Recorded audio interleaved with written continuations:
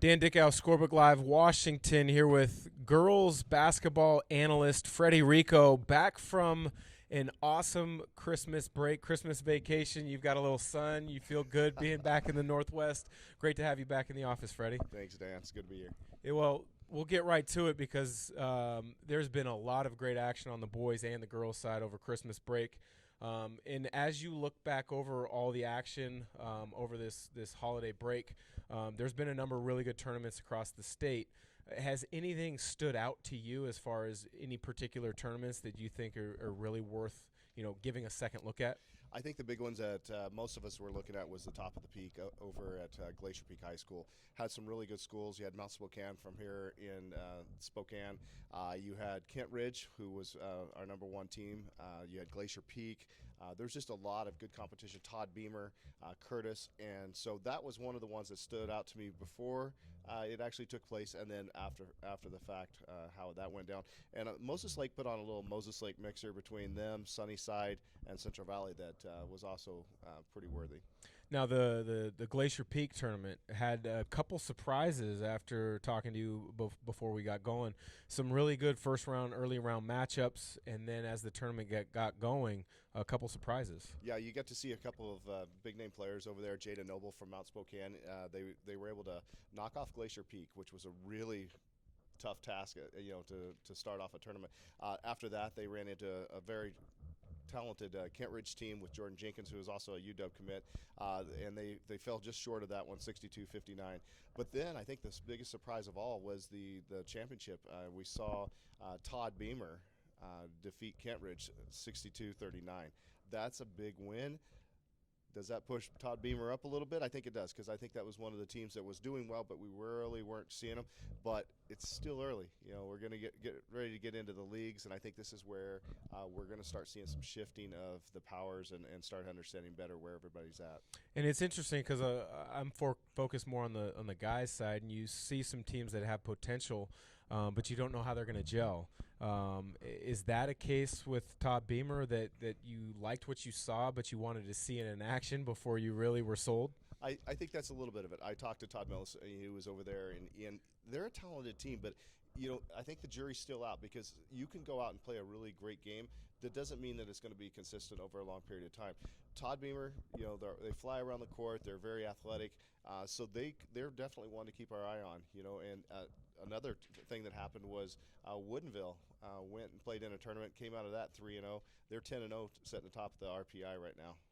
As a coach, when you're building out your schedule, the RPI has become a buzzword in high school after being so important at the college level. You look at a lot of these teams go out of state to play in tournaments, but then it ends up impacting their RPI negatively. As a coach, how would you look to balance staying in state for a tournament or going out of state? I think that's a really interesting thing, because when you look at these Christmas tournaments, these winter break tournaments, whatever you want to call them, what you're going to see is a lot of teams take an opportunity to do some team bonding. They'll go out of state, play in these tournaments. Hopefully they play in some tough tournaments. It's going to affect their RPI because you don't get the full value. However, the competition will hopefully pay off for you in the end. When you play in-state and you find some of the toughest competition in-state, that's when your RPI goes up. My last year at Central Valley, that's the one thing we did. We went and we looked for the toughest competition we could get. In that situation, we found Kent Ridge and we played Lake Stevens, two of the top teams. They were a couple of our non-leagues, and RPI jumped really quickly. So you have to take that into consideration. But as a coach, don't get so caught up in the RPI. Worry about getting better, because like I mentioned to Todd the other day, if you're peaking right now, you're in trouble.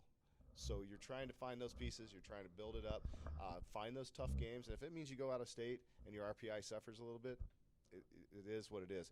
Take care of business when you get back in state. And I think that's what some of these teams will do.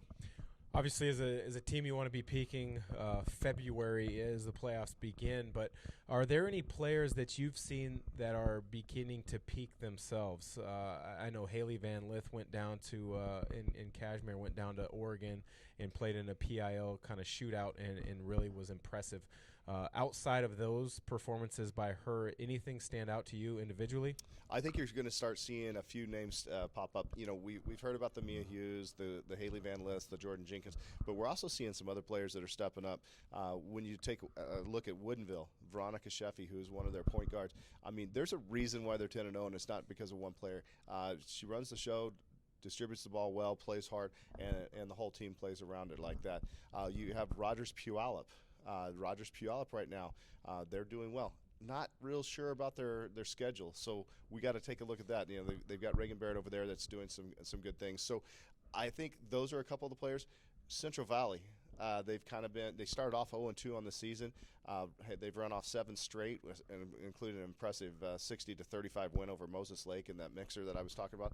You've seen players like Annika Chalich, who diminutive by stature, whopping 5'3", but she's lighting it up from three-point range. And MJ Bruno. MJ Bruno was out the first game that they played against Gonzaga Prep. Now, to Gonzaga Prep's credit, Olivia Mayer went down with an ACL in that game as well. But MJ Bruno adds a whole different dimension to Central Valley. And when you have someone like Peyton Howard run the point, moving the ball, you're going to see some of those kids. But Annika Chalich has been a kind of a kid that I've enjoyed watching kind of step up a little bit. Tonight, I'm going to get a chance to go watch Ashlyn Wallace from Clarkston. So there's some players out there. And then Talia von Olhoffen's still just tearing it up as well. And I'm telling you, she's probably one of the hidden gems out there. But the one that I've been the most impressed with, just watching in person, Jada Noble. And I talked to Todd Millison. He hadn't seen Jada really play since the state last year, and he got a chance to watch her over in that Glacier Peak tournament, and he goes, wow. And she's just, to me, one of the absolute best rebounders in this state, period. And they list her at 6 foot. I'll give her 5'11", 6 foot maybe, but she's just one of the most impressive rebounders I've ever seen from an athlete here. Wrapping things up with Freddie Rehkow, our girls analyst for Scorebook Live Washington, I'm Dan Dickow.